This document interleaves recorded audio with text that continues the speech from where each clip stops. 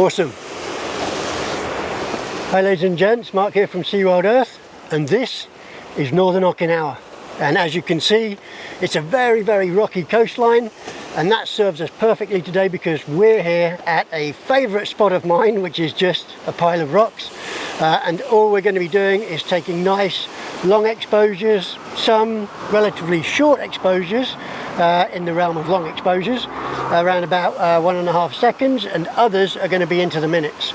So let's have a look at today what we can do with a whole series of different filters, looking to get completely different aesthetics of images of water playing around rocks. And the good thing is today we've got some nice waves hitting onto the rocks. It's high tide, so we've got plenty of time to make the most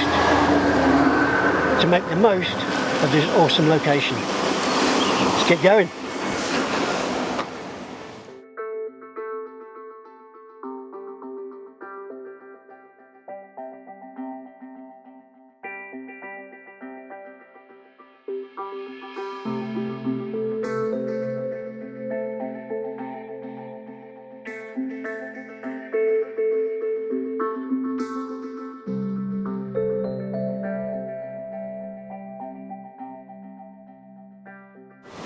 Well folks, welcome to Northern Okinawa, and as you can see it's a bit different from the south. It's a lot more rockier, and the waves behind me, you can see they're interacting wonderfully with all of these rocks in this particular location. Now one thing that I advise, or a few things that I advise whenever I take people out on trips to photograph places like this, one is always be aware of what the tide is doing. Is it coming in? Is it going out? How rough is the ocean? Always be aware, because you cannot make a mistake with Mother Nature. She's very unforgiving. So always be aware of the state of the ocean, what it's doing. At the moment it's high tide, going to be going low tide. So this is pretty much the extent of where the water's going to come. Now if the water on a day like today, or even worse, is in a more agitated state than this, what I suggest to people is just to sit in the location where you want to compose your image and just watch the ocean, watch the waves, watch how far they come inland, where they crash, where the water floods to, just so you can build up a picture of where is safe to put your camera gear and where is not safe. Again, you don't get a second chance where that's concerned. Right now I've picked this particular location for my first shot because what I want to do is, you see this rock that's out here and these out here, I'm going to be using a very specific lens, a super wide angle lens. In fact it is the 12mm f2.8 from Laowa, the Zero Distortion, but there are a few things and characteristics that you need to be aware of when you're shooting a super wide angle lens, and I'm going to go through those with you right now. Okay folks, with this I'm going to be shooting today on my regular EOS 5DSR, and I've already got fitted to the camera, the lens, the Laowa 12mm super wide angle f2.8. Okay, so let's just take a quick look at it. Okay, now the first thing that you're going to notice when you're working with a super wide angle lens is this. The front element of the lenses generally tend to be quite bulbous. They're quite round, almost like a dome.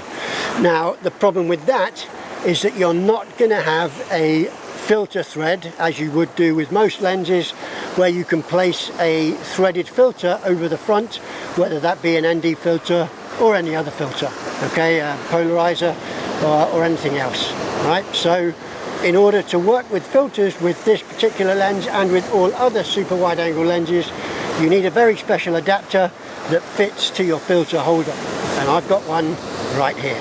This is the filter holder that I normally use for my long exposure photography. Here you can see on the back, this is the thread that fits into any of the other lenses. It tells you here this one's for the 82mm, and then a step up or step down ring will go on to this main adapter here. To release, all we do is pull up this spring loaded spring here, okay, knock it out, and there you go. Now, in order to fit onto the very specific front element of a super wide angle lens, what you need in this particular case for the Laowa is this adapter ring here, and it tells me on there that this is for the Laowa 12mm f2.8 zero distortion. So yeah, let's go ahead and fit this, and I'll show you then how we can fit all of our regular filters in place using this adapter. Okay, well, we've got our lens on our camera, and what you'll notice on the back of the adapter ring is you've got this little screw here. If I unscrew that, and just looking at the shape of the back, you see you've got these, it's almost like a bayonet recess, and all that does is that fits over the front of the lens, okay, and you just twist it until you can feel a definite click into place. There you go, and then all you do is just tighten up that grub screw, and that's all there is to it. And then quite simply, once you've got this the adapter ring on, all you then do is you attach the main body of the filter holder as normal. You just put the two little shoulders of the flange over one edge, you pull the retainer spring, there you go, and off you go. Not one to do things by halves. Stuck out here on a rock in the middle of these crashing waves. How awesome. Now, the composition that I've got is pretty spectacular. I've got these rocks just offshore here, these little clumps of rocks, but I've also got the curve of the coastline of Okinawa heading off to my north, coming into the picture on the second third up as you look at the shot. The sky, not that fantastic. There is some tonality in the clouds, so hopefully that will come out in the final image. Again, this is going to be one of my black and whites, so hopefully I can come up with a nice edit for that. But the camera is all set up. I'm going to be shooting ISO 1600 on a super long exposure because on this shot I'm going to be using the ND 32000, which is equivalent to 15 stops of light. When I mix that with the soft grad, the premium soft grad that I'm also going to be using for the sky, just to maintain the data in the sky, you're going to be looking at around about 18 stops of light, or a reduction equivalent to 18 apertures of light. So in order to offset for that, you've seen in previous videos, this one up here, how I calculate for those stops, and I've done it exactly the same way today. And what would normally be an unfiltered shot on the composition that I want to shoot, at those settings, ISO 100 f16, my unfiltered shutter speed is going to be 1/160. My adjusted shutter speed for the ND 32000 plus the soft grad is going to be a whopping 5 minutes. So that's going to give us something pretty spectacular, right? So I'm going to go ahead and get the filters in place. What I'm going to do is I'm going to set the grad on first, so I can ensure that that is exactly where I want it to be. Now, also bearing in mind with these Laowa lenses, they are completely manual, so you have to set the aperture via the aperture ring on the outside, and also, more importantly, the focus. So you really have to know, if you work with your camera and your lens, before you start doing things like this, where you want to get a good shot after going to the expense of getting all the way up like 100 odd kilometers away from my home, I want to ensure that the shot's going to be super sharp. And so when you do work with lenses like this, you really need to know where your focus points are and how, if there are any anomalies with regards to your infinity focus, you need to know where that point is exactly. Okay, I've done all that. I've been working with this lens for a couple of years now, so I know exactly where infinity is. So I'm going to go ahead, get set up.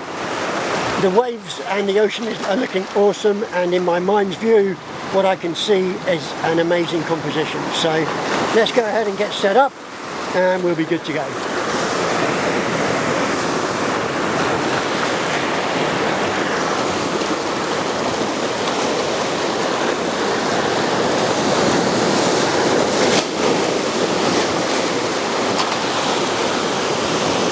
it's looking absolutely spectacular.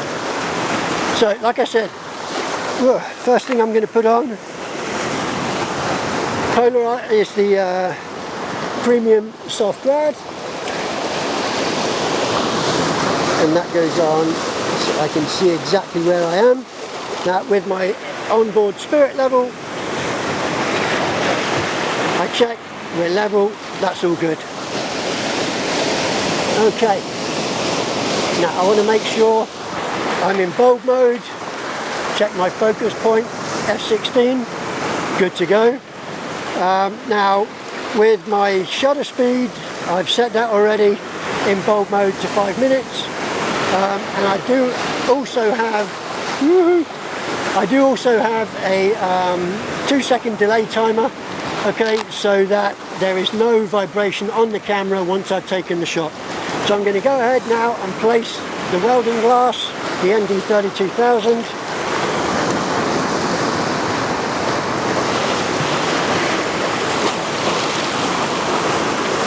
There we go, that's in place. Now when you're working with this particular lens and a filter holder, you really have to make sure that the filter holder is absolutely vertical, because you don't want, if it's at a slight angle, it may encroach on the field of view of the lens. Alright, and then as per normal with me, masking tape. Ooh, these waves are starting to pick up a bit. One over the eyepiece and one longer one here on the front, just to stop any light from going in between those two filters there. Okay, and then we are all ready to go. So all that remains is for me now to take the exposure, hit the button, there we go, 2 seconds, and now it's exposing. The one thing you've got to be careful of, obviously, on a day like today, there's a little bit of breeze. Just be careful, or you hope that you don't get too much mist on your outside filter, on your grad filter, but that can't be helped. Okay, so 5 minutes from now, we'll see if all of this journey and all of this hassle has been worth it. I'm sure it will be.